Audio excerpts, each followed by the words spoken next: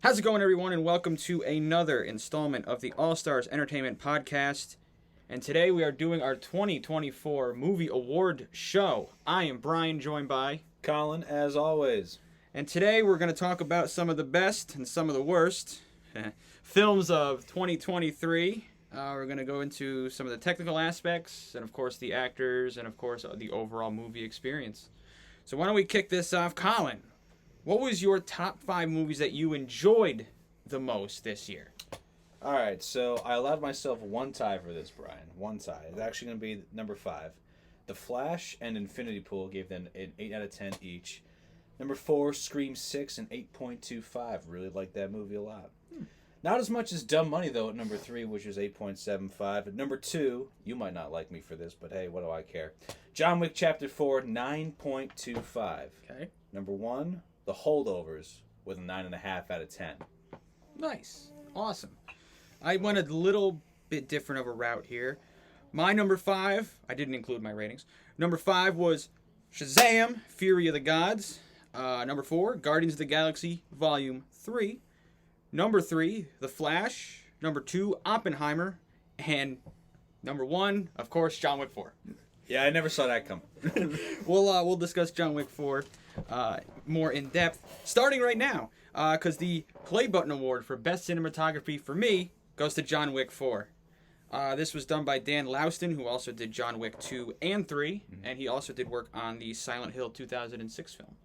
Oh. Yes, That's surprising. I discovered that, and I said, that makes a lot of sense, actually. You know what's funny, actually? I just visited that one the other day, and it feels such like a John Wick movie. Now you can see the that. Yeah. Yep. As soon as I saw that, I'm like, that makes a lot of sense. Yeah. So yeah, I mean, obviously, we had a lot to talk about in our John Wick 4 podcast, so I won't go too in depth. But we just enjoyed all of the aspects, the camera work, the audio, the visuals, the script. Everything just came together so well for this film on the technical aspect, and I feel like Dan obviously did work on John Wick 2 and 3, and it shows. And obviously now knowing that he was on Silent Hill 2006, it makes a lot of sense, and now we can really see he has a style, but it definitely has grown. If you go back to 2006 and you watch that film, you watch John Wick 2 and 3, and then this, you go, wow, he has his style, but he's really just kept building on it. It's flashy without being too flashy, if that makes sense. Yeah, I love the technicality that he does. Obviously, the camera work that they did in John Wick 4 was just the best. I think if we had a shot of the year, was the top-down shot. Oh, my God. I still talk about that shot. That, to this day, is still one of my favorite overall just shot. It was just so amazing. I'm like, wow, this is so unique. I don't think I've ever seen it in a film, or if I do, I just haven't remembered it like that. So right, and to that point as well, there's always a lot of information that Dan provides in his movies. Even just thinking again back to Silent Hill, there's so much information throughout every single frame of that movie, and that goes to show you exactly how well that transpires over into John Wick. Easter eggs, so many Easter eggs he hides in there. I mean, again, yes. I mean, just thinking of John Wick 2, 3, and 4, so many Easter eggs, and obviously Silent Hill 6. There's so many things in the background that you don't catch until you watch it again. And that's actually, I found myself in John Wick 4, upon a couple rewatches, I'm like, wow, I missed those the first times. That's so cool that he included a reference to, John Wick 1 in here or something. A film he didn't have direct involvement in. Right, naturally. So I gave my cinematography Play Button Award to Robert Richardson for the movie Air. Okay. Now, he also did Wall Street, JFK, Casino, and all the Kill Bills of Quentin Tarantino. And I just think there's something magical about all those films because they really paint a bleak and desolate kind of atmosphere, and that's the kind of atmosphere those characters kind of live in. Maybe not necessarily the Kill Bill films, but like it's still got that bleakness to it. Yeah, it's got a bleak atmosphere. I would say Kill Bill does. Yeah. And I just think that those are such like stories about perseverance that really just try to like elevate the character and the world that I live in. I think that really has been crucial for cinema moving into the 2010s and also into the 2020s, and I think this is a film that really did this well to really kind of bring you into the universe as a whole. Oh yeah, no, I agree. I think not to say Dan didn't, of course. No, I mean I think it's good because we have two different outlooks on what we like this year. I mean, two different films, obviously. Right. So I think it shows that, while two films can be so different, they can both be so unique and just kind of, catch something, either your eye or my eye, that we're like, I really like this, and that's why this is the best in this particular time. Right. You know, I mean, case in point, last year, you thought Top Gun Maverick was going to run the gauntlet. But there were just things about Father Stu that caught my eye. Right. So again, you know, while I would have assumed that you would have picked John Wick 4, I understand your reasoning because, like I said, something caught your eye and you're like, this is great. Right. And the other thing, too, that I like about Air is that it really paints a nice picture about corporate America, and I think that really transpires into what Richardson does. He just tries to go with that route in his films. It was a unique film for this year, I would say. I mean, a lot of films we got were, action or superhero-based, some horror films, and like Oppenheimer, which was kind of a mix of like, I guess the concept of Air, of telling a story, and like an action thriller. But yeah, I mean, I think we got a good variety this year, and you giving that award definitely shows that. Right. So. And I mean, this is a film that came out in April. Yeah, early release. Right. So, yeah, but that's cool. Nothing else to say. No. So with that, I think we move on to our Volume Up Award, which we give for Best Music and or Score. Mm-hmm. You can take either into account, which is what I did. Because I gave it to Guardians of the Galaxy Volume 3. The music was compiled by John Murphy, who is also responsible for the Suicide Squad 2021, and he also did the music for the Peacemaker TV show. I forgot he did the Suicide Squad. Mm-hmm. I forgot all about that. It caught my eye and obviously my ear, because this is a guy that obviously did a lot of DC music. Right. And bringing it to Guardians of the Galaxy, which has, that 80s, 90s hair metal rock vibe that we saw with Thor last year. Maybe that's what brought my attention to it, is because I've always leaned towards the DC films in terms of like the music, the score, the atmosphere that sets. So that probably played a part. Like, it made it almost feel like this was a DC Marvel unofficial crossover in terms of the music and the score. Right. Let's also remember the director of those two films is James Gunn, Correct. Which also could be part of that leeway as well. Maybe they develop a good partnership on Peacemaker and the Suicide Squad, and that transpires over to Guardians Volume 3. I don't know. I wasn't part of those discussions, of course, but... Right, but I mean, building on that, I definitely see John Murphy and James Gunn's relationship moving forward, with him taking over the DCU. Right. I feel like we could get a lot of John Murphy, compiled movies in the future, so we'll see. I mean, if it turns out like this, I'm excited to see what happens. Right, and don't quote me here, but I did read an article probably about a week ago now at the time we're recording this, that there has been said a couple of composers who are going to be part of the DCU moving forward. I mean, this is just initial discussions, of course, as the universe hasn't happened yet, but I remember his name being listed for like at least 2 of those films, at least right now anyways, so hopefully we'll see more of that relationship happen. Yeah, I mean, hopefully he brings him in. I'm not sure what James Gunn has in terms of, Batman going forward, but I could see John Murphy doing a good job at setting the stage for a Batman film. Oh, for sure. Because obviously Robert Pattinson is not going to be the Batman going forward, he said. So it would be interesting to see who he picks, and then, if John Murphy's selected, what music he selects around that. Because obviously the Dark Knight trilogy had a fantastic music, had a great score, and it really just added on to the legend that film has become. Right. And since we're talking about DC, I want to mention that my Volume Up Award is going to The Flash, music done by Benjamin Wallfish. He also did music for Blade Runner 2049, the original Shazam film, and also contributed some music to Dunkirk, as you brought up, like Batman Begins, A Dark Knight with Christopher Nolan. So definitely a lot of good music there. I don't know exactly what he contributed to Dunkirk, because I believe Hans Zimmer did the music for Dunkirk. So I don't know if he just contributed a couple different elements here and there, but definitely with Shazam, I can definitely feel that epicness and the score building to very eclectic notes, and definitely hitting high points and low points as the story kind of progresses. And I feel like he does that with The Flash, because it's such a quote-unquote coming-of-age story that The Flash kind of goes through, and kind of growing up and maturing to realize what it means to truly be a hero. And I just think that was a really well put together score and movie additionally. Yeah, no, I agree. I mean, I definitely feel like the atmosphere being set in those films is fantastic, without a doubt.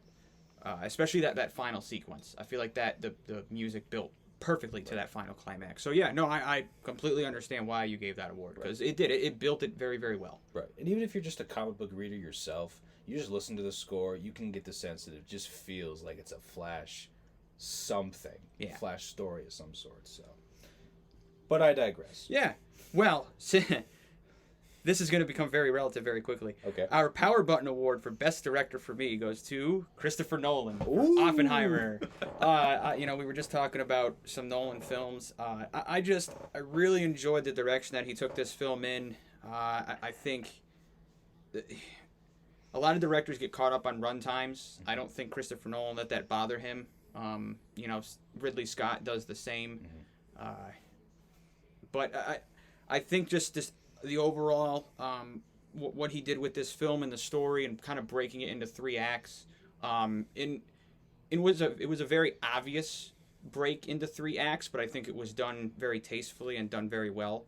Well, it is kind of like 3 different, I don't know if eras is the proper term, but like 3 different thoughts or themes of Oppenheimer's life that he kind of breaks it up into. So it makes sense. It was current, but talking about the past. Then it was current, and then it was future. Yeah. I think that aspect was great. And then you had a couple flashbacks, like at the end, and filling in the gaps of certain things, which I thought was nice.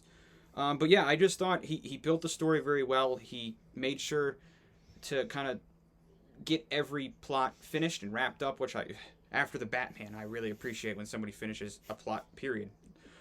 So yeah, I had a hard time not giving it to Christopher Nolan, especially because he went and did the film and he did it in a real format, the IMAX format. He did it in so many formats that it's hard to ignore somebody who cares this much about telling this story. Right. And I agree with you there. Actually, Brian, I almost chose Christopher Nolan for Best Director because I really like what he did with Oppenheimer. And I read the source material, and I thought he did a great job at really giving Oppenheimer a great character arc for as far as the story goes. However, me personally, when I look at direction, I kind of tend to take like every single aspect into it, which I think you kind of have to.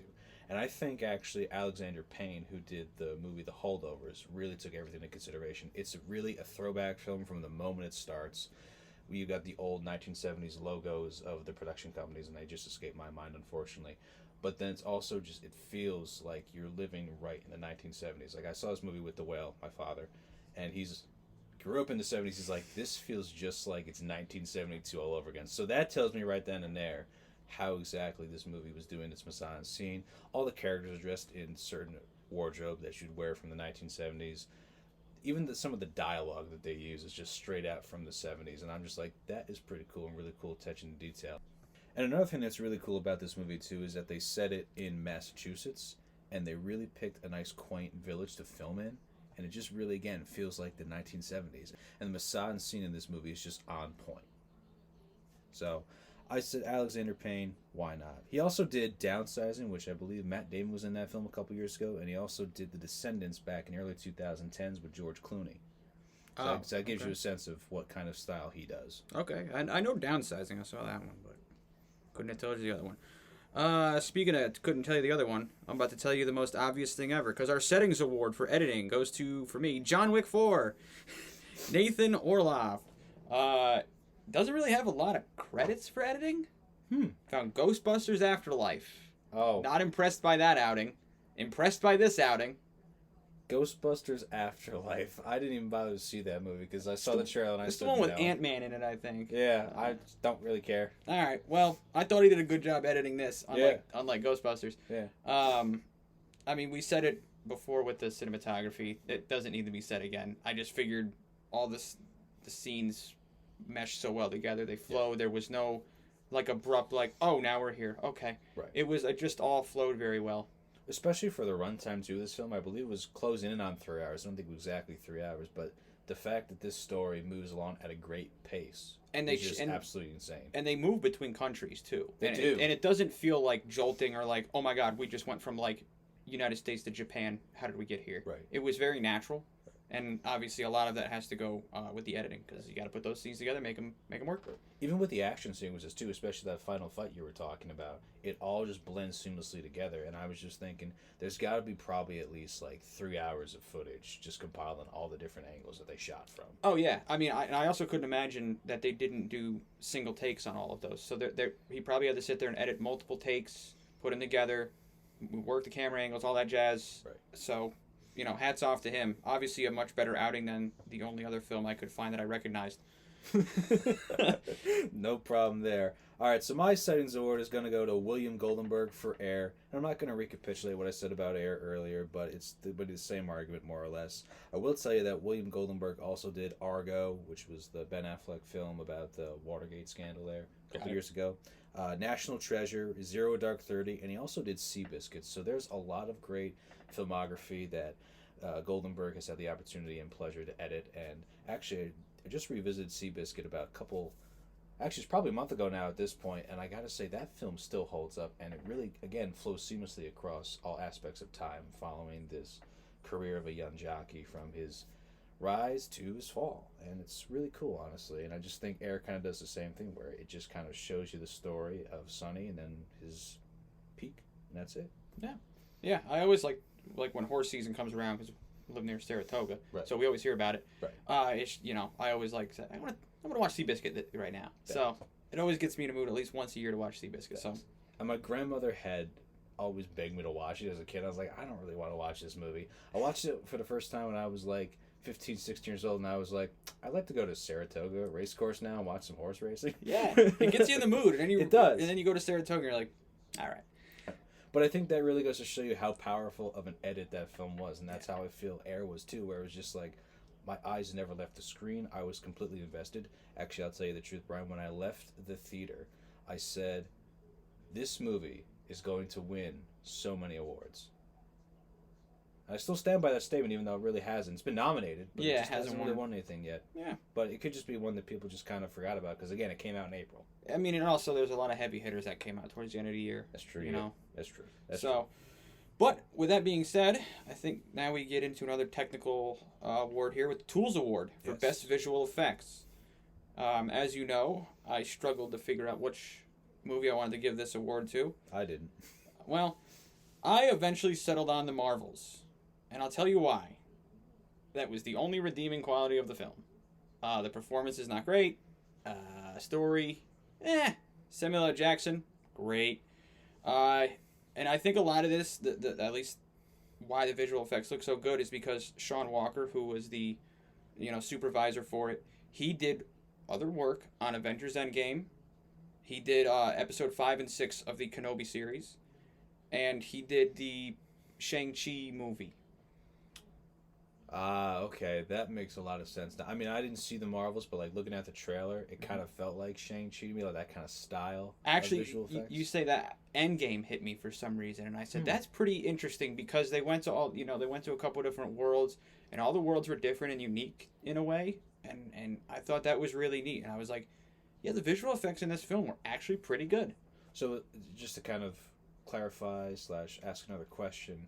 It kind of makes it feel like it's different and traversing a bunch of different universes. Like nothing like feels the same, but it kind of does. I mean, when they go to a different planet, you actually feel like you're on a different planet with different people, aliens or whatever they are. You actually feel like this is a unique culture to this planet, and it actually gives the whole point of this film, the villain's point of what they're trying to do. It actually makes it a little bit more impactful than maybe it would have been if the worlds were just all cookie-cutter Earth clones, if you will. Okay, that makes sense to me. Yeah. Like I said, I didn't see the movie, so I just wanted to kind of think about what exactly you meant by that point, because when you list off Endgame to me, I'm thinking like, okay, so they had to do the visual effects for Thanos, they had to do the visual effects for the backgrounds of all the different planets that they had. So, like, what made the Marvel stand out? That answers my question perfectly. I mean, there was a lot of scenes in that took place in space. There was, the end of the film that they set up for a future event in probably the next Avengers movie. Probably. But all of the sequences were like, this is actually pretty good, and I didn't hate it. For what it's worth, I left that film and said, it's all right. I gave it a 7. It was okay. It honestly might be one of the least terrible Marvel movies I've seen in the past 2 years. Which not a high bar. Right. Not a high bar. I feel like this 7 is in reality a high 4. I was gonna say was that 3, 4? Yeah, but I mean just for a Marvel movie,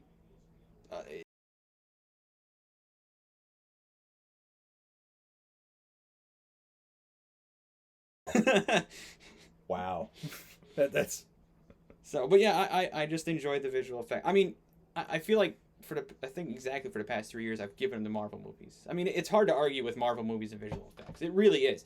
It seems like no matter how terrible the movie is, Doctor Strange, the visual effects are always on point.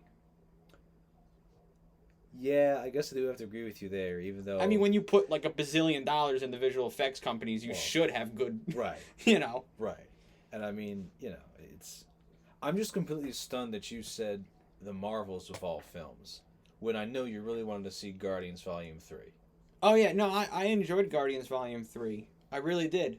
But I really, honestly, like I said, for some reason, just the uniqueness of the planets, it just really, the visual effects helped the story, and I feel like that's where my bar is set usually. If it helps the story, it makes the, viewable experience better for me. I'm all there. Gotcha. Well, unfortunately, I didn't choose the Marvels. I did choose a Marvel movie, though. Yeah. I did see one of those this year.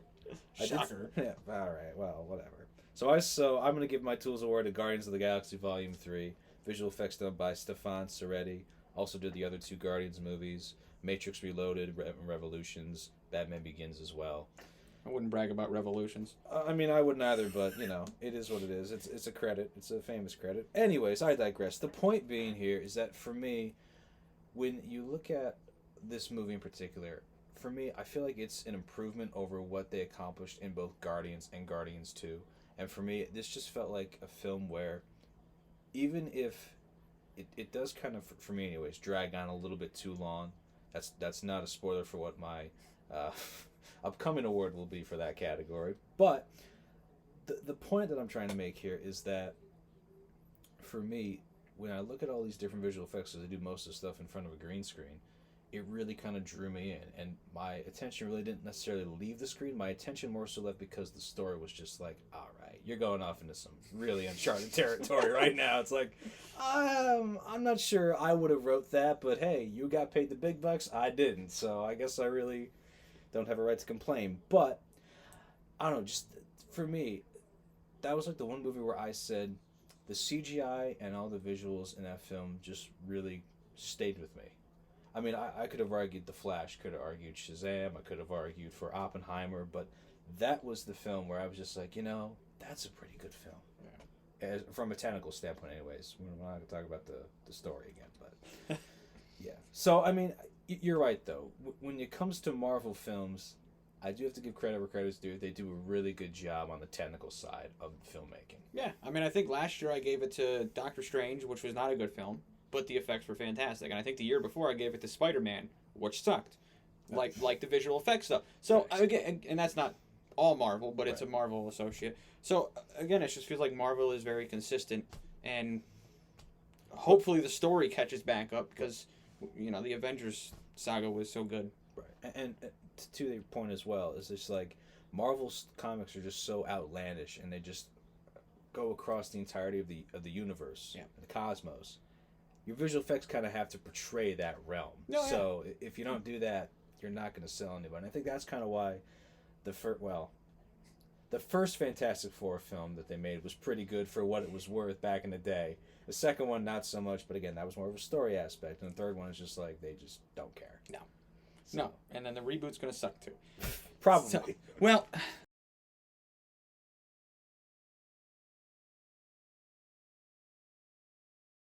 who I gave to Donnie Yen, John Wick 4. It was close between Donnie Yen and Bill Skarsgård. I will admit 110%. I gave mine to Bill Skarsgård. Okay. Just for point of reference here. I just had like a soft spot for Donnie Yen because he was a recurring character, and I felt like not only did he elevate John Wick's character, but they kept building Donnie Yen's character as a supporter, and I thought that was fantastic that you had this. I wouldn't call him a background character, but just below John Wick, obviously. But they built this character up, and you really got to know who he was in this film, and I thought that was really, really cool. And the end set up potentially either Donnie Yen taking over the franchise or his daughter. So he could go from best supporting to best lead. Who knows? But I just feel like just this Donnie Yen's work next to Keanu Reeves and Bill Skarsgård was fantastic. Like like always. And that's just what put him over Bill Skarsgård for me, who honestly had the disadvantage of being a new character. Right. I think that's ultimately what it came down to for me, is I had this connection to Donnie Yen. I was invested in his character arc, and that's just why I gave it to him. Mm-hmm. I understand completely. I would honestly argue pretty much that I felt Bill Skarsgård's character being new actually helped, and it kind of made me pay more attention. And not to say I didn't not pay attention to Donnie Yen's character, but I just somehow was more intrigued by what Bill Skarsgård was doing, because he always plays such very interesting and very expressive roles. And I was wondering, how do you fit in the John Wick universe? And it works for me. It just made me feel like, oh, okay, yeah, Bill Skarsgård, absolutely. Oh, I would say he's probably the best villain since the first film, without a doubt, hands down. Probably. I mean, obviously you can't beat the first film in terms of all of that, but I think, again, like I said, I was so close to Bill Skarsgård. Like maybe in 20 minutes it could change, because that's how close it is. Right. But yeah, no, I understand your reasoning too. It's pretty much the same reasoning for me. Right. He's a new character, he was an intriguing character where you paid attention. You're like, okay, cool. Now what? Right. Do something else, and he would blow your mind with whatever he did next. His obviously, like you said, Bill Skarsgård character work is fantastic, and whatever he is, so it could have went either way. Right, and additionally, there's that one sequence in the film. I think it's probably toward the end of the second act where he's just alone outside his. I'm gonna call it mansion, because I don't remember what it Chateau. was. Yeah, if it was in France, it was Chateau. That's the better word. Yep. So he's just kind of walking around and kind of just trying to size up what he's going to do for John Wick. And to me, that was just such a cool moment, not only from a cinematography perspective, but also just the fact that you kind of got a glimpse into Bill Skarsgård's, how should I phrase this? Bill Skarsgård's character's mind. It kind of screwed me up for a second there. I apologize. It is what it is. But it just kind of really gave me this whole psychological analysis, and I just felt that was something I needed and wanted from this film, and I was so happy that I got it, and it really kind of just made his character arc so much more impactful when it comes to the grand conclusion of this film. Yeah, no, I get it. And I think of, a key interaction point for Bill Skarsgård is his interactions with, I still don't know his name, Daryl, in the horse barn there, where he basically hired him to go after John Wick. And I'm like, it was the two new characters who both have stories that you're invested in now, and you're like, they finally cross paths, let's see what happens. But yeah, I mean, could have gone either way. That's all. That's where I'll stop. Yeah, I mean, I was still up between Donnie Yen and Bill Skarsgård myself. I knew it was John Wick, just I needed to which one. Yeah.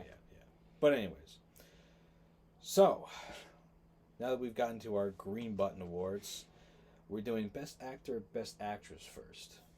I'll let you decide that one. Oh, all right. Well, since we're already on the John Wick train, I'll tap the conductor for my best actor was Keanu Reeves. I mean, I don't need to say anything about Keanu Reeves. I mean, he is the epitome of John Wick. It's not going to be the same without him. But I like the universe that he's kind of left, and I'm really excited. I think he'll be involved in it, probably from a technical aspect or producer, director, whatever it may be. Right. But I like that he left it in a state of, I'm gone, let somebody else take over, whether it be Donnie Yen, whoever. But I really just thought that this was the perfect send-off for him. And Keanu Reeves got retribution for The Matrix, which sucked. Literally was just John Wick in the Matrix universe. Didn't enjoy it. This was John Wick in the John Wick universe. Loved every minute of it. I felt all of the emotions that he portrayed. All the hits he took, all the shots.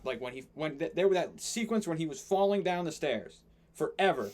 I'm like, that is a character class. That is just they should teach an entire college course on that one scene. Facts. How to fall down the stairs forever by Keanu Reeves. I mean, it's not Keanu Reeves falling down the stairs. It really does feel like John Wick falling down the stairs. And I don't know how to articulate that any better than I just did. Yeah, because Keanu Reeves falling down the stairs would be hilarious. Facts. I have a feeling he would just make great comments. Probably. But he was in character the whole time. Like John Wick wouldn't make noise when he hit things or something like that, and he didn't. He would hit the stairs, and all you heard was body, concrete, body, concrete. And I thought it was just fantastic character work. Facts. Big facts. Well, to your point, though, when you mentioned that the universe is not going to feel the same without Keanu Reeves moving forward, The Continental, I feel, is a perfect example of that, which is the TV miniseries that came out this past year. To me, yeah, it was cool to watch. Did I really need all this information? No. Like, I feel like I wasted about 3 hours on the show, not gonna lie. Yeah. But, it is what it is. I didn't waste time, though, when I went and saw the movie Dumb Money. And if you don't know what that movie is, well, it's because they didn't do any promotion on it because of the SAG strike, so it is what it is. But Paul Dano, best actor for me as Keith Gill from Dumb Money. For whatever reason, I'm finding more and more these days, I really like underdog or American dream stories.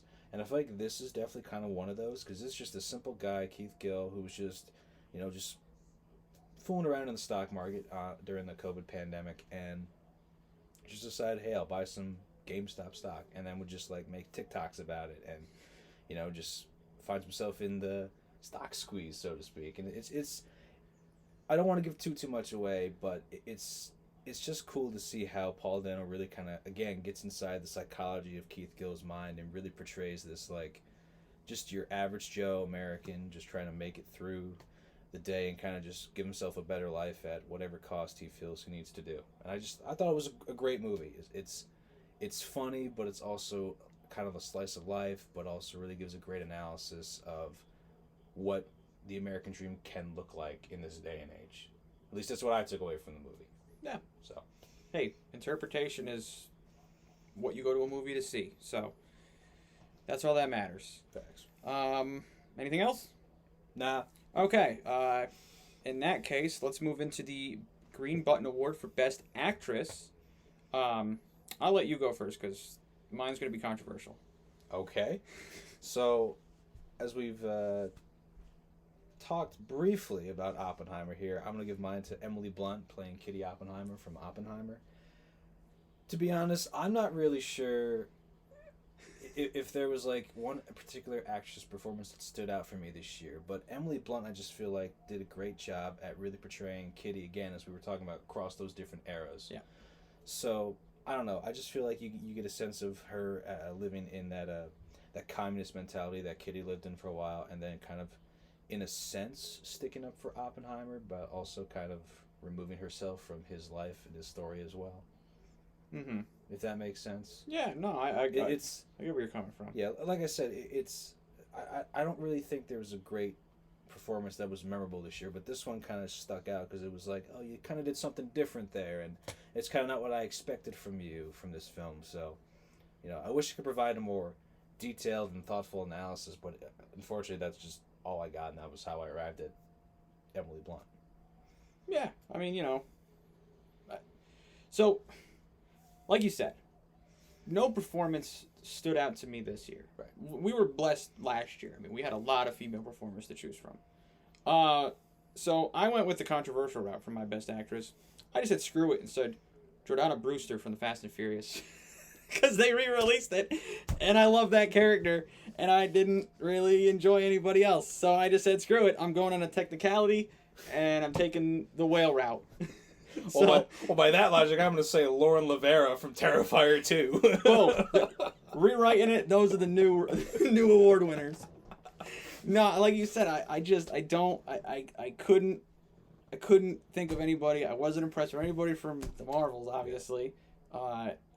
No, so I just whatever. Right. I mean, I guess if you back me in the corner, I'd say Emily Blunt, but the three best performances I could think of this year were Emily Blunt, Sydney Sweeney from Anyone But You, Helen Mirren from Shazam, and that's kind of about it. That's it. Not gonna lie, that's everything stuck into my mind was just those films. Yeah, I don't know. I don't get it. Well, since we're on that high note, let's bring the mood down a little bit and get into the Red Button Award. Yay. We're gonna lead it off with Worst Actress. Now this one's gonna be funny. You're gonna really enjoy this one. Oh no! I just said literally everybody from Barbie. I forgot that movie came out this year. I couldn't pick just one, so I just said literally everybody that was in that movie. Oh, that's amazing. And I'm gonna include Ryan Reynolds in that one too.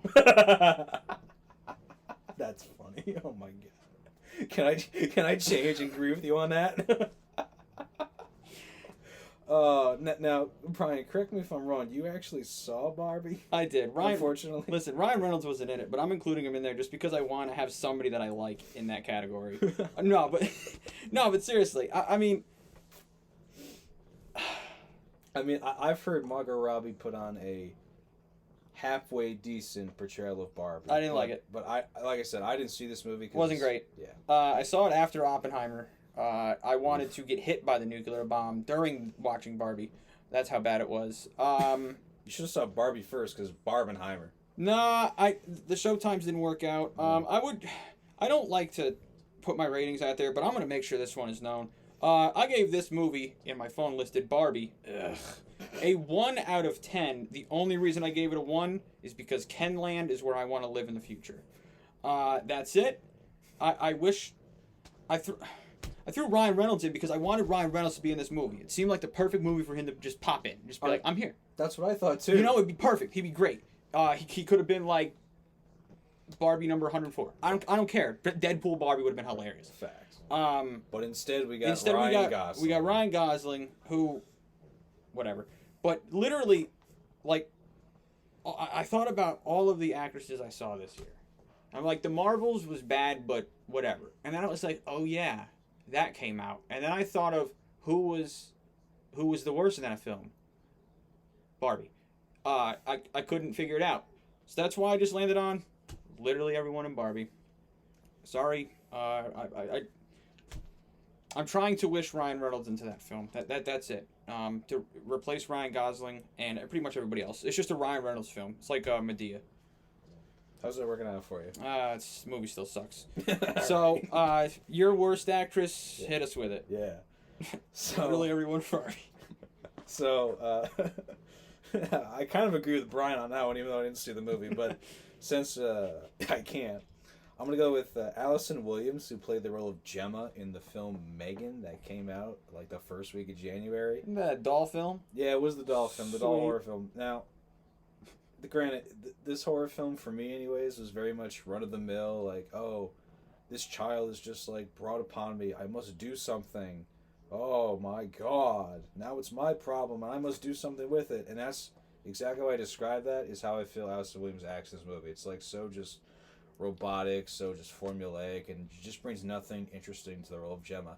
Granted, as I kind of watched the film, I said, the role of Gemma is very interesting, but you just do nothing with it. So I'm hoping maybe in the sequel she'll do something with the role, but probably not. No. I honestly care less, to be honest with you. I was just like, this is really just detracting everything from the film.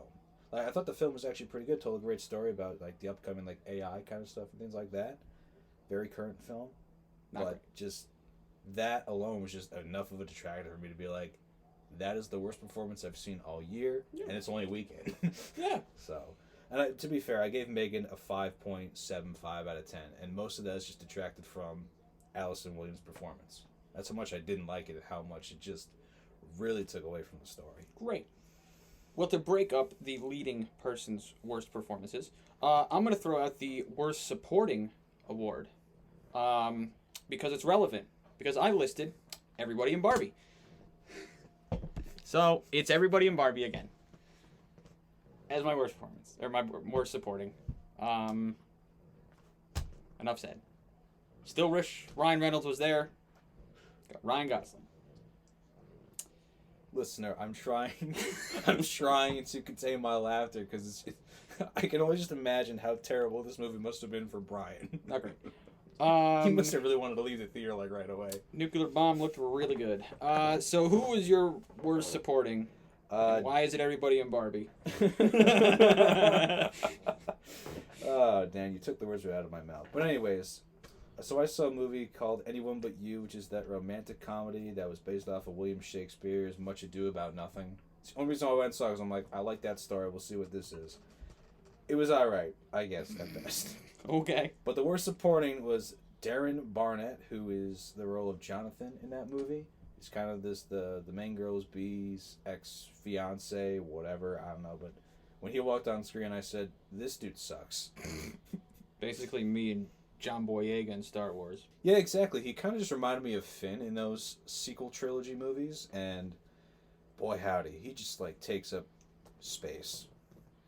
Not the final frontier, but just space. Got it. It's absolutely atrocious. I didn't like his performance. I don't like him. I don't want to see him in anything else. Well, speaking of taking up space, here it is. The worst actor of the year for me, Chris Pine.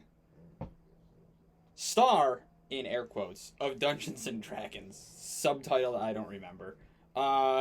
Didn't give the character anything. I felt like this was more phoned in than Star Trek. By the end of the movie, I didn't like his face. That's not a knock on Chris Pine. That's just a knock on the character. Facts. This is, to me, the Ned of this year. Recurring listeners get that reference. I don't want to talk about him anymore, so you take over. I don't want to talk about him either because that's who I picked. All right, well, that movie sucked. That movie was absolutely atrocious. I can't believe we saw that early, but at least we'd have to see it week of release. Yeah, he sucks. So, with that being said, Chris Pine, retire. Don't make the next film. Our next award is the Return Award. This one I'm excited about because it's a movie that made you want to rewatch the entire franchise. I mean, I think it should be obvious which one I picked. Fast and Furious. The Marvels. Kidding. It's John Wick 4. I mean, come on. Oh, I'm still wrong, so it doesn't matter. I mean, still good. I mean, John Wick 4, amazing.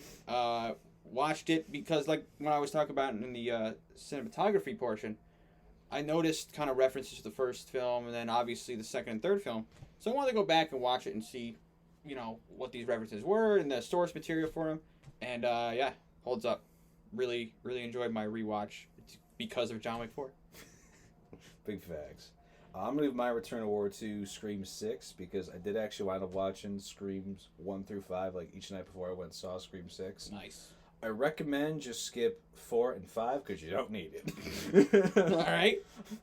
It was funny actually. Growing up as a kid, I used to enjoy Scream 4, and then I watched it as an adult, and I just was like, "This movie's absolute trash. Why did I like this as a kid?" Probably because it's one of the first horror films I ever saw. There you go. The nostalgia, right? Sure. Well, that's what we'll call it, but And nostalgia usually wins. yeah. But no, Scream 6 is worth it. Honestly, I think it's one of the best movies of the year. Obviously, I said at the top of the show. There you go. So, you know what wasn't the best movie of the year? Is my Eject Award, which we give for Disappointed by the Hype. Now, I had a lot to think about, but there was really only one clear answer for me. Spider-Man Into the Spider-Verse. Absolute booty. I've never hated a film about Spider-Man more. That's a lie. I was going to say. I've never hated an animated film about Spider-Man more. The only thing that made this movie worth it, no Ned. It was a Nedless feature. Nedless feature, I really like that part. No, I mean, I wasn't going to see this film. And I forget what movie we saw, but I saw the trailer and I said, I will go to see this. We went to saw it, and I got bored halfway through it. But I stuck with it, and I wish I didn't. Yeah. So I wanted to eject myself from the theater. Facts. So that's it. Disappointed by the hype? That. Yeah. So I was drawn between that film and the actual pick I have for this award. You might be surprised with this, Brian, because I know I raved about this movie once I saw it, and I thought more about it. I didn't like it as much. It's Teenage Mutant Ninja Turtles Mutant Mayhem. You were all over that film. You were like ready to riot because I didn't think it looked good. Facts. Facts. And I'll tell you the truth. I think realistically what it is, it's that nostalgia aspect that you were just mentioning. The fact that this is one of the first like animated TMNT films I get to see in theaters, because I missed the one that was done in like 2007, 2008, because my parents didn't think it was age appropriate enough for me at the time, which I was like, what, 5 or 6, so probably wasn't, but what do I care? Yeah, only crime fighting turtles is not like they're real or anything. Yeah, it's not like it's people beating each other up. Right. But anyway, so I just think it was like yes, I get to actually live like a childhood memory as an adult. Gonna be awesome. But then you saw it. I saw it, and I still liked it. it was the second viewing where I was like, this isn't as good as I thought it really was. You know what I call that effect? The Thor effect. Yeah. Remember how like we love Thor, the one that came out last year, Love Right. and Thunder. We Yeah. loved it. The Yeah. Goats is the greatest creation in the history of the world. Yeah. And we watched it again, and then we realized how bad that movie is. Yeah. I mean, it's not great. Right. But the first viewing was amazing. Yeah. I wanted a goat tea. And You're welcome for that joke, and, America. And yeah, so and then we saw it again, and I'm like, that was not good. So I think that's what got me started on watching movies like 2, 3, 4 times, or Top Gun Maverick, which I'm now up to 247 viewings of. That's amazing. So I really like it. But yeah, so I get you on on that point. It's just something like you're like, okay, you watch it again, and maybe that nostalgia hit you. Like, finally, I get to see an animated TMNT movie in the theaters, and then the hype sits down, and then you watch it again, and you're like, oh. Yeah, like it was such a letdown the second time because I realized that the story is kind of bare bones at best, and that's really what kind of detracted from. Like, it's still cool to see like all the animated sequences they do, but there's this one scene in the film. This wasn't a spoiler, where they do kind of like a fighting sequence montage of the gang that they're trying to fight, and it doesn't need to be a montage. Like, you should take your time, like, developing these characters if they're crucial to the story. But, hey, again, I don't get paid to make the movie, so I guess I have no right to complain. No, we're on a time crunch here, you know, because we're not like a multi-billion-dollar Nickelodeon Studios or anything. Right. But, I mean, it's still good for, like, the 100-minute runtime that is. Just, it could be a little longer or trim some stuff off the exposition of the film. It got caught in the, I don't know if I want to have more and be a longer film or cut down and be shorter, kind of. Like, I feel like Ridley Scott's gotten into that a couple times, where it's just like, and George Lucas too.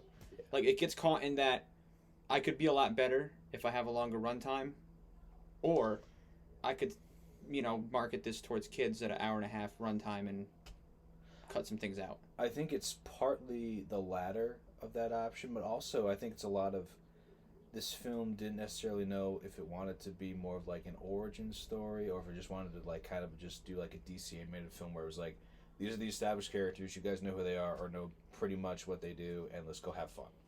And it was kind of got stuck in between there in the first act where it was just like, well, we got to kind of explain some things, but there were some things where I know I'm a huge TMNT fan where it's like, I don't need that, but somebody might need it, but also is it really relevant to the story? Probably not. It sounds to me like they don't know if this is going to become a franchise or not. Like, they don't know if this, whatever this is going to be, is going to have a future. Like, Well, is it a one-off or are they going to build more? Well, they kind of planned it to be because I think they've announced a sequel to this film and a TV show that has 2 seasons ordered at Paramount Plus right now. So I don't know what they really envisioned, but it seems like they didn't necessarily have a end goal in mind, so to speak. But hey, at least I got to see TMNT. That's all I really care about. There you go. Well, since I briefly brought up my addiction to Top Gun Maverick about watching it over and over again, that brings us to the Rewind Award. And this is the film that you wanted to watch immediately again. Like, as soon as you got out, you want to walk right back in the theater. I'm going to shock you with what I say. Get ready. Are you ready? I'll probably shock you with mine too, so hit me with it. John Wick 4. I mean, no surprise there whatsoever. I mean, literally, I think I went back like 2-3 days after we saw it and watched it again in the theaters. I'm like, this is fantastic. This is a great film. So yeah, that just made me want to watch it again and again. So that's it. I'm not even gonna expand more. So what is your surprising rewatch film? All right, so I took mine in a little bit more of a somewhat not literal sense. This is just a film that I wanted to like experience and kind of really watch again and analyze it. Guardians of the Galaxy Volume 3. And the reason why I say that is because I've been kind of done with the MCU since Doctor Strange and the Multiverse of Madness. Like, I just don't care anymore. But this was a film that Brian wanted to see, and I said, I'll go see it because my late mother was a huge fan of the Guardians of the Galaxy. And I said, I think I owe this to her. So I went in there already just kind of like, I don't like this movie. I'm just kind of here to honor someone's legacy. And so I probably didn't watch it to the best of my ability. Yeah. So when I walked out of the theater, I said, I should really watch this again. because I had a blast. Yeah, I should really watch this again and kind of like digest the story. But the visual effects, as I mentioned earlier, did stick out in my mind. So I was paying attention, but not as actively as I usually would have been, so to speak. Yeah. That being said, I've only watched the film once, but I do want to set aside time to watch it again at some point in the near future. Yeah, and again, that award can be interpreted a lot of ways. Right. I mean, again, Guardians of the Galaxy Volume 3 could have easily been mine because I thought it was a fantastic way to end that arc. They got rid of some characters. They're going to bring back some characters in the future, which for once in Marvel, I'm okay with.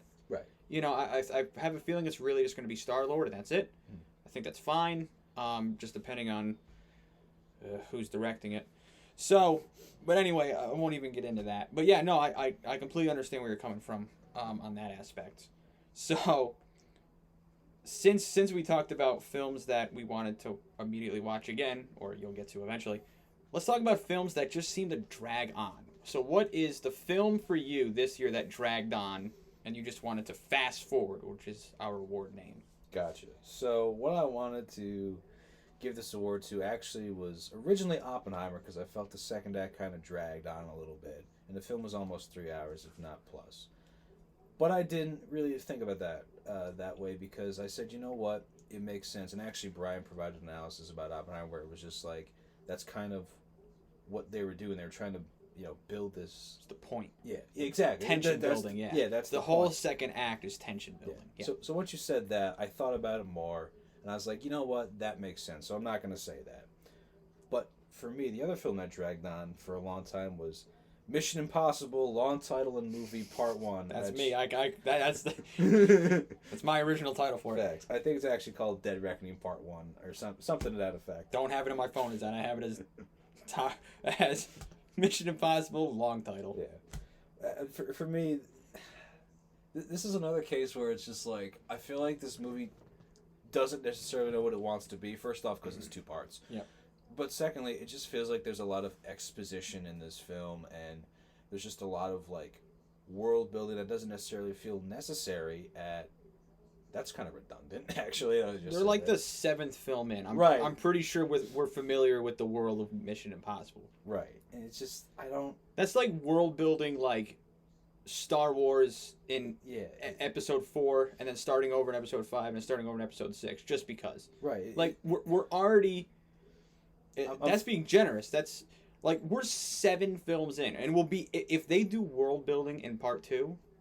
I'm probably gonna leave the theater. I'm gonna eject myself from that seat. Facts. But for me, this one just like felt like its runtime. I think the actual runtime is like 166 minutes or somewhere around It was there. It was a longer film. Yeah. I mean, and it shows again. I just also feel like not a lot happens throughout this film. Where it's like there's action, then we just like take a quick back seat, and then it's like more action, more back seat. And I'm just like, hey man, I got a hot date to get to. Can we hurry this up, please? And Tom Cruise is like, no, you're gonna watch me instead. Yeah, and we did. I mean, we sat there for Tom Cruise. I mean, granted, when the film was going with the action, it was awesome. But when it just really took a step back, it was like, I don't really care. So I'm curious to see when Part 2 gets released if you watch them together and it just kind of flows naturally better. But, yeah, I almost feel like when we see Part 2, and then eventually when it gets released on digital platforms or streaming, it almost might just be one long movie. I mean, I would be okay with that, to be honest with you. I think, because like you said, maybe it is. I know how Tom Cruise kind of thinks with movies. We saw that with, Top Gun and, Edge of Tomorrow and all of those films. He thinks long term. Like, when you sit down, like, The Edge of Tomorrow is a great example with Emily Blunt. It's like, you don't understand what's going on in the beginning, but by the time you get to the end of the movie, you're like, I got it. Right. But there's just like so much, I don't want to say crap. There's just so much filler. You're like, I don't care, Tom. But I just feel like he has a plan for where he's going. Because I feel like these are going to be the last films of his career, and he really wants to put all of his energy into it. I mean, naturally, I understand it from a career standpoint. I get it, and that's cool and everything. However, if you're going to make a long film, do it with some substance. Mm-hmm. There's a film from 1991 from Wim Wenders. No, Wim Wenders. Yeah, and Until the End of the World, and it's got Sam Neill in it. And the theatrical release of that film was like 158 minutes, right? Now, they did a director's cut, and the director's cut is 287 minutes long, about 5.5 hours. There you go. I own that film, and let me tell you something. Those 5.5 hours fly by. It kind of reminds me of Zack Snyder's Justice League. I was just gonna say Snyder. Snyder cut of Justice League. Didn't feel like it was 4.5 hours or something. I think it turned out to be. They clocked in just over 4 or something like that. I mean, it didn't feel. I mean, we were like 3.5 hours in, and I was like, wow, we are like almost done with this film. Facts. So it goes to show you that if you provide substance with your film, time can fly by. Time really isn't the problem. It's more of what you're doing with that time. That's the issue. My only thing is that you're right. That is second act dragged.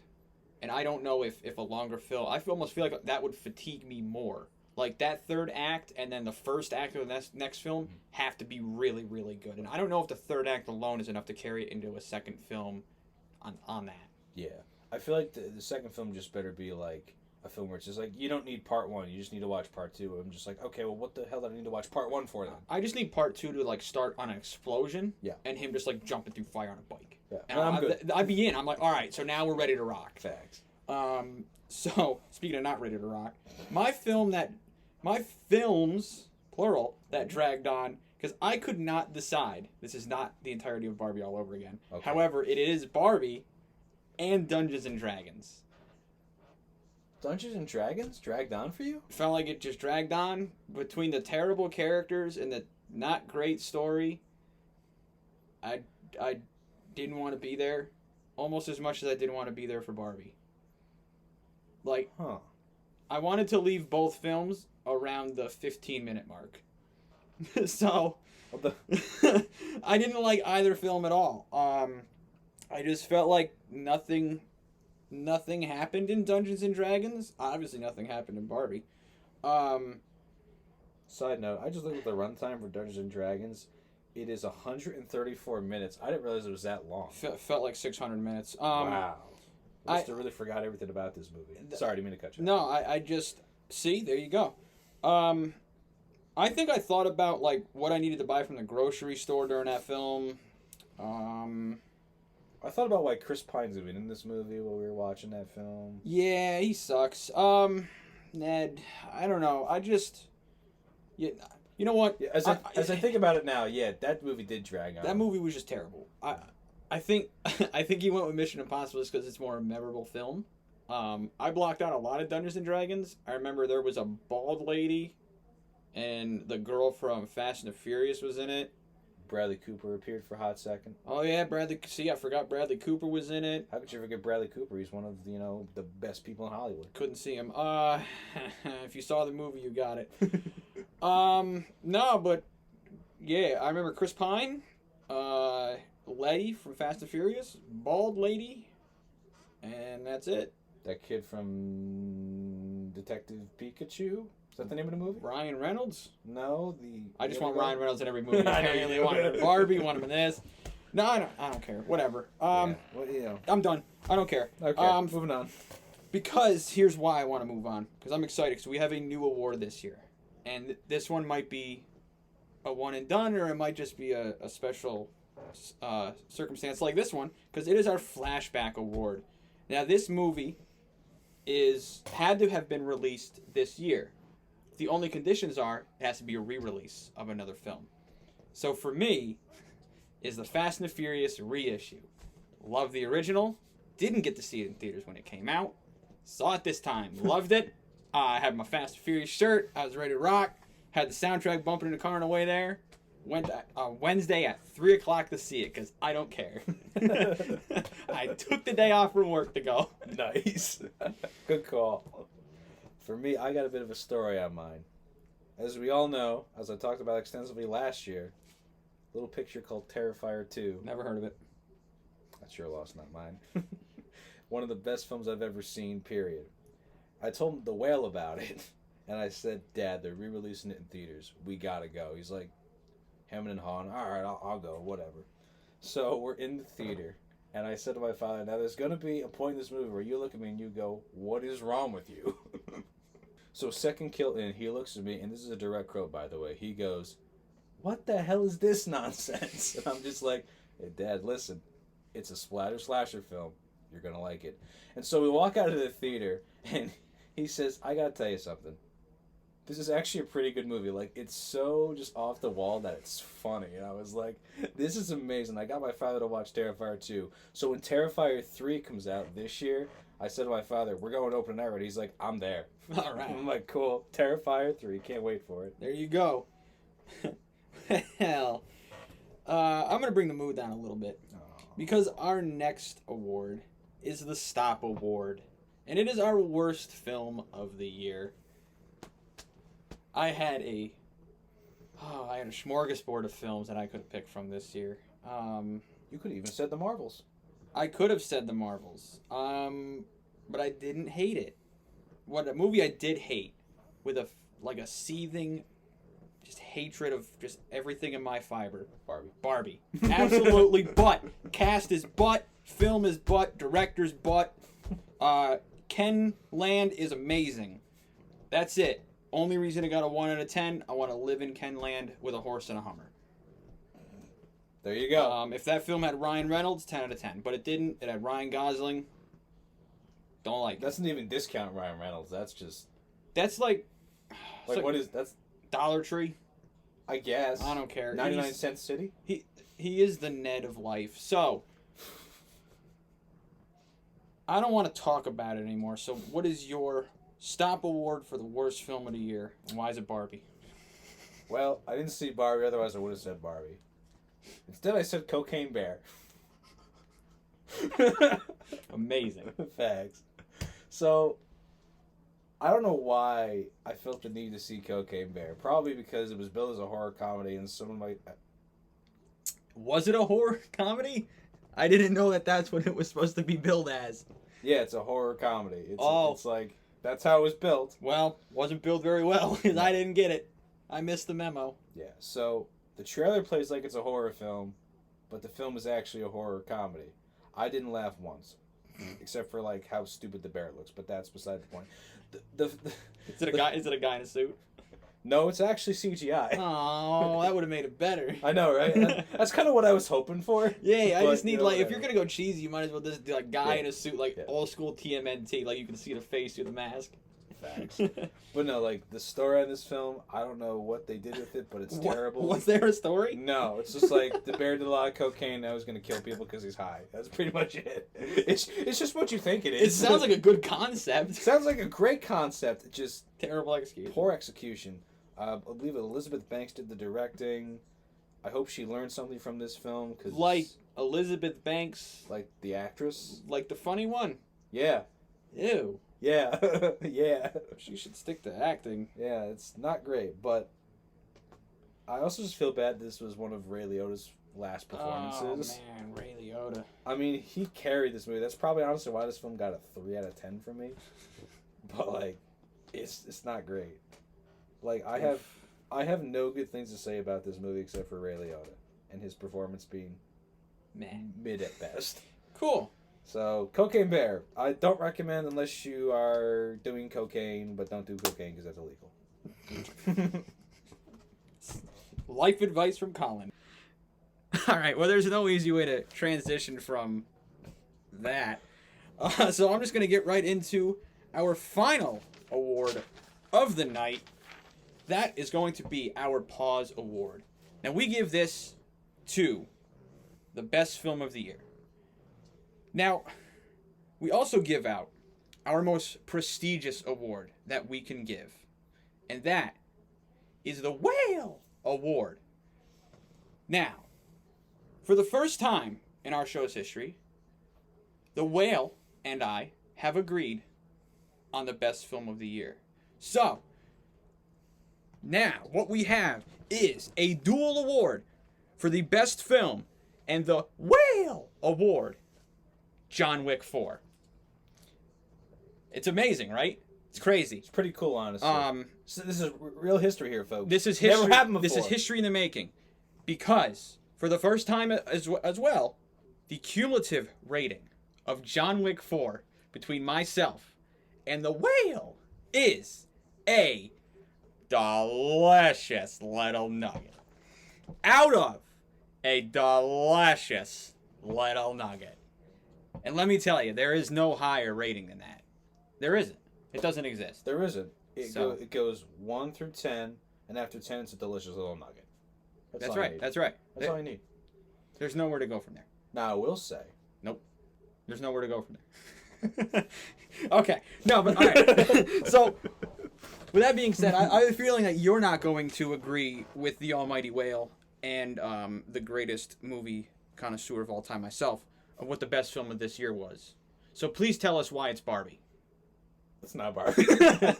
No, actually, we almost had history either way, because the whale and yourself agreed, but the whale and I almost agreed on my pick. But he went to John Wick Chapter 4 because he's, the greatest of all time. Because he has better taste. Yeah. To each their own. So, anyways, in this case, I'm going with the Holdovers. And the sole reason why I'm doing that is because Paul Giamatti should win Best Actor at the Oscars. He should win Best Actor all the time, because guess what? His role in this movie is fantastic. I don't have the words to articulate how fantastic he really is, but he's just like the perfect teacher, mentor, role model that you could ever want in somebody. And I just think that stood out to me. It's really much a character study about like just people in general, but also just like really how do you kind of,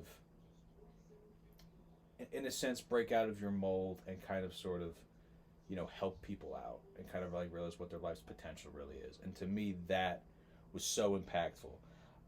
And listen, I know I said Paul Dano for my best actor in this award show here, but the reason I say that is because Paul Dano isn't going to get the recognition he deserves come award season with all the other award shows. He's just not, because Dumb Money had, Dumb Money had like no advertising, no nothing. Like the only reason why I found about this movie was because I was like, oh, isn't this about a book where the GameStop short squeeze? And sure enough, it was. So I knew I had to see it. There you go. But Paul Giamatti really just nailed it on this one. I feel like Paul Giamatti just, dude, like do some more like serious acting, because I'll go see it, man. Like Paul Giamatti, I'm all in. I'm all in on Paul Giamatti. So my pause award goes to The Holdovers. You should see it. It was the best movie that I liked this year. There you go. 9.5 out of 10. So that tells you. I'm glad it was the best movie that you liked, as opposed to the best movie you didn't like. Facts. Facts, for whatever reason. Whatever that means. Yeah. But with that being said, that wraps up another year in review. Indeed. And looking forward to next year. Facts. Where we may or may not have Deadpool 3. May or may not. Which, that is the question. If it comes out, John Wick 4 all over again for me. Facts. I have a feeling that film's going to be good. But yeah, At least that one will have Ryan Reynolds in it, though, Brian. Yes, that one will automatically be at least a 7 because of Ryan Reynolds, an 8 because of Hugh Jackman. Facts. So I want to know how Ryan Reynolds taught Hugh Jackman in doing that movie. I really do. $40 in stocks and Mint Mobile. Seems about right. Makes sense to me. I would do it. Hey, whatever floats your boat. Cash usually. But yeah. So with that being said, we will come back here next year and review some films and talk about why Barbie still sucks, probably. Probably. And of course, we'll see more movies and we'll review them as per usual. Yes, and a special announcement. We will have, for the first time as well, a music awards podcast that we will be doing. That is true. So we're working on that format, and we'll be getting that out soon. Yeah, we're targeting that one for potentially summer, maybe early fall. We'll see what happens. Yeah, I have to listen to music from 2023 to be able to contribute. That would be really helpful. I don't. I've listened to 2 albums, so I've listened to about 50. Well, if I don't make it, it'll be Chris Stapleton through the board. So, with that being said, this has been the All Stars Entertainment Podcast 2024 award show. I'm Brian. And I'm Colin, and as always, we'll see you on the next one.